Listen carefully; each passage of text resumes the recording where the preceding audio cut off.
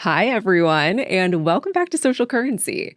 And today's episode is going to be a little different than normal. Usually we are deep diving businesses, tech, culture, but today we are deep diving my prior corporate life. I'm Sammi Cohen, and this is Social Currency, a podcast that unpacks the stories that are shaping business, culture, and the intersection of the two. This is something that's been on my mind ever since I left the corporate world to go all in on building this podcast and building out my social media platform. Many of you already know this, but I worked at Amazon for the past 5 years and I just left in June. And let me tell you, I have so many insane stories about what it was like to work there. Amazon is really its own type of beast, and it's a really interesting company within big tech, at least, because it has so many different worlds that exist within it. There's everything from AWS to the retail side to logistics and Prime Video and Amazon Studios and so much more. And all of these different industries are held together within the larger Amazon ecosystem. And I personally benefited from this because when I started my time at Amazon, I joined the logistics team in last mile. And then I jumped over to more of a startup environment within Amazon called luxury stores, and that's within their fashion org. And then I ended up going back to logistics. So one of the fascinating and necessary things that Amazon does in order to create the sense of unity and alignment across the entire company is they create these systems and structures that they want everyone to abide by, whether you're in studios or healthcare. And today I'm going to be getting very specific, and I'm sharing the most useful and sometimes counterintuitive tactics that are very widely used at Amazon that I'm now using to build my own company. One of the best parts about working at Amazon for half a decade before starting my own company is the frameworks that I learned when I was there. And these are just the top 3 that I use, but literally there are countless more. So let's get into it. First up is customer obsession. Now, every business talks about being customer focused, right? But Amazon takes this to another level. I'm talking about meetings where there's literally an empty chair representing the customer. I'm talking about decisions where we'd side with customers even when it was very clear that they were trying to game the system. But here's what I learned. Most businesses say that they're customer focused, but they're really competitor focused. They're watching what everyone else in their industry is doing instead of listening to what their customers actually want. And at Amazon, there are things called leadership principles. The last time I checked, there were 16 of them. And you really need to drink the Kool-Aid on these leadership principles in order to even get into the company. During the interview process, you are literally asked questions that all have to do with specific leadership principles. And then you are assessed based on how well you abide by these principles. Obviously, there are ways to game the system as an interviewee to give the answers that you know Amazon wants to hear, but that's the strategy and the level of buy-in that's needed from the Amazon perspective. Anyway, one of the core leadership principles is customer obsession. And this is very publicly known as a focus for Amazon, but as someone who is working there within the company, it really is an obsession. And after leaving Amazon, I've trained myself to always think of who my customer is. And when it comes to social media, my end user is really the person who's following my content or maybe just interested in the topics at the intersection of business and culture. And I think working backwards and focusing on who the customer is and really obsessing over them is mandatory for anyone who is building a business. You need to be hyper-focused on who your exact customer is, why they pay attention to you, why they buy from you, whatever it may be. And this lesson really can't be overstated. And this is why I wanted to start with this customer obsession as my first one. I now make decisions by asking, what would my customer or potential customer tell 5 friends about what I'm doing? Having this level of fixation on my followers and hopefully someday my potential customers is what has allowed me to grow and scale my platform. And I'm currently not running a business that is necessarily selling anything, but the power of growing an audience or building a community that loves your content is that these people can ultimately become the perfect initial customer set if you're building something that they love. Okay, so now we're going to tactic number 2. This next one sounds a little toxic, but it's actually brilliant. It's called disagree and commit.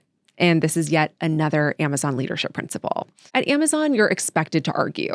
Like, if you have a strong opinion that the organization should be moving in a different direction than they are, Amazon wants you to voice your perspective. I can't even tell you the number of meetings that I've been in with 10, 20 plus people where there were screaming matches because people did not agree. And as an Amazonian, if you think an idea is terrible, you better speak up with data and logic. But here's the kicker.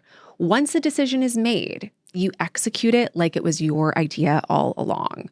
After everyone has had their say and a decision is reached, you're supposed to commit to making it successful. So many startups die because bad ideas go unchallenged or people disagree and then sabotage decisions that they didn't like. And at Amazon, it was expected that you would disagree, but you were not able to hold any grudges and you had to move along very quickly afterwards in the same direction once a direction was chosen. And I remember being in my second year at Amazon, and I once spent an entire meeting arguing against a product launch strategy. And I had data, I had customer feedback, and I was convinced that we were about to waste 6 months of time. Leadership heard me out, considered the data, and actually decided to move forward with their path anyway. And I had to abide by this whole disagree and commit mentality, and I had to execute their strategy like my life depended on it. And this is just the Amazon way. So now as I'm building social currency, I don't have a boardroom full of executives. I don't have a leadership team to go to, but I do have to debate myself. And once I make the call, I disagree and commit to my own decision because speed in startups matters way more than perfection. And since I have a small but mighty team of freelancers and contractors that I work with across all of my social media forms and podcast, I always encourage them to bring their ideas to the table. And one of my favorite things to do is commit to one of their ideas and test it out, even if it's something that I'm unsure about or maybe don't even want to do. And as a result of this, we make decisions faster and execute ideas better. Okay, that was number 2. And now we are going to this last slightly unhinged Amazon skill that is actually one of my favorites. And this one's going to sound completely backwards, pun intended. At Amazon, before we built anything, we'd write the press release for it. And this document was called a PR FAQ. The first part of the document was the PR, or press release. And then the second part was the FAQ section, where the doc writer would enter in some frequently asked questions about the new product. So you heard this right. Before a single line of code was written, before any design work was done, we'd sit down and write the press release announcing this product to the world. You write this press release describing the customer problem, why existing solutions suck, and how your thing makes their life better. And if you can't write a compelling press release, you don't have a compelling product. But here's why it's genius. It forces you to think about your customer's value and exactly what that North Star is before you fall in love with your solution. And now in my business, I do this in a very specific way. I write a PR FAQ for where I want to be. And I'm trying to do this every 6 months to realign on what I want to accomplish and where I want to be in 6 months. And now I don't spend a ton of time on this, but even spending 30 to 45 minutes is really helpful to check in and think backwards from where I'd like to be. I did this right after I left Amazon in June, and it forced me to think through what I wanted to accomplish by the end of the year. And you can apply this to anything that you're doing, whether it's a side hustle, a product, or a content business. I think that this is such a great exercise when you're planning out your goals and vision for what you want this thing to become. So to wrap this all up, the 3 Amazon lessons that I'm taking with me as I'm building out my business are customer obsession, leaning into disagree and commit, and writing these PR FAQs twice per year. Hopefully these frameworks help you to think through the systems that you're using right now to build out your business and ways that you can improve them. And also, if this episode helped you to see your business differently, share it with another founder or aspiring founder who needs to hear it. The best compliment you can give is telling someone else about the show. So thanks for listening, and I will see you next week. Thank you so much for listening to today's episode of Social Currency. I've been wanting to launch this show for so long, I can't tell you how excited I am to do this and how thrilled I am that you're actually here listening. It means the world to me. If you liked what you heard today, please rate and review the podcast because it massively helps to support the work I do to bring the show to life. And if you want to keep up with the hottest business lore in real time, follow me on Instagram at Sammi Cohen Talks and subscribe to my newsletter, Social Currency, which is linked in the show notes. Social Currency is a production of Social Currency Media and Money News Network. The podcast is hosted and executive produced by me, Sammi Cohen. Social Currency is produced by the Money News Network team. See you next time.